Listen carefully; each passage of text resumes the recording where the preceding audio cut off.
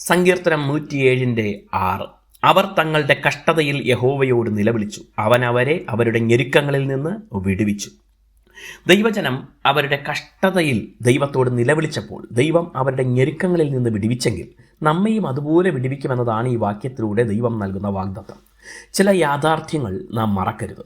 ദൈവജനം അവരുടെ കഷ്ടതയിൽ നിലവിളിച്ചു എന്ന പദം ദൈവജനമായതിനാൽ കഷ്ടതയിൽ നിന്ന് ഒഴിഞ്ഞിരിക്കാൻ കഴിയില്ല എന്ന് വ്യക്തമാക്കുന്നു. കഷ്ടതയ്ക്ക് പല കാരണങ്ങളുണ്ടാകാം. നമ്മുടെ തെറ്റുകൾ, പാപങ്ങൾ കഷ്ടതയ്ക്ക് കാരണമാകാം. വിവേകമില്ലാതെ പ്രവർത്തിക്കുന്നതിൻ്റെ ഫലമാകാം. ദൈവം ആലോചന നൽകിയിട്ടും നമ്മുടെ താല്പര്യത്തിനനുസരിച്ച് പ്രവർത്തിക്കുന്നതാകാം. കൂടാതെ നമ്മെ കൂടുതൽ കരുത്തരാക്കാൻ, ദൈവത്തെ കൂടുതലായി അറിയാൻ, ദൈവത്തിൻ്റെ മഹത്വം നമ്മിലൂടെ വെളിപ്പെടുത്താനൊക്കെ കഷ്ടതകൾ അനുവദിക്കാം.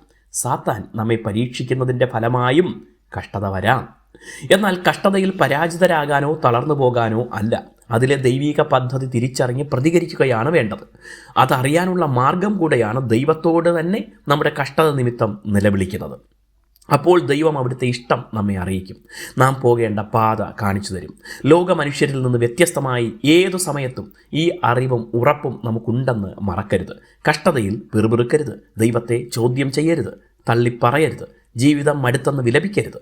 നാം അറിയാത്ത, ഇതുവരെ കണ്ടിട്ടില്ലാത്ത മഹാപദ്ധതികളിലേക്ക് ദൈവം നമ്മെ ഒരുക്കിയെടുക്കുന്നു.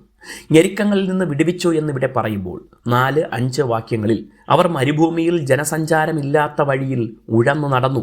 പാർപ്പാൻ ഒരു പട്ടണവും അവർ കണ്ടെത്തിയില്ല. അവർ വിശന്നും ദാഹിച്ചും ഇരുന്നു. അവരുടെ പ്രാണൻ അവരുടെ ഉള്ളിൽ തളർന്നു എന്നാണ് വായിക്കുന്നത്. ജീവിതം മരുഭൂമി സമാനമാണോ? ഉഴൽച്ചകളാണോ? പാർക്കാൻ നല്ല സ്ഥലം ഇതുവരെ കണ്ടെത്തിയില്ലയോ? വിശന്നും ദാഹിച്ചും ഇരിക്കുന്ന സ്ഥിതിയാണോ? ഉള്ളിൽ തളർന്നുവോ? ദൈവം ഉറപ്പായും ഈ ഞെരുക്കങ്ങളിൽ നിന്ന് വിടുവിക്കും. God bless you.